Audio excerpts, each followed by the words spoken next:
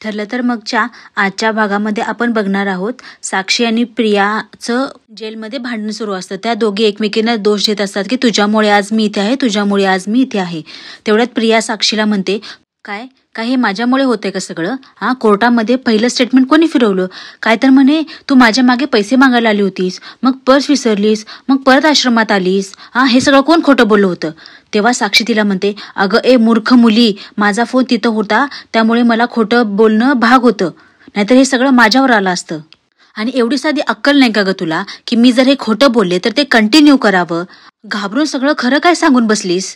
तेव्हा प्रिया तिला म्हणते, अगं एवढी अक्कल असती तर ह्या फंद्यातच पडले नसते ना मी।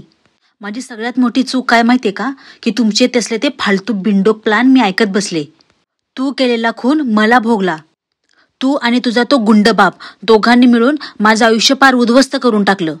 प्रियाने महिपतबद्दल असं म्हटल्यानंतर साक्षीला खूप राग येतो। त्याच रागात ती प्रियावर हात उचलते।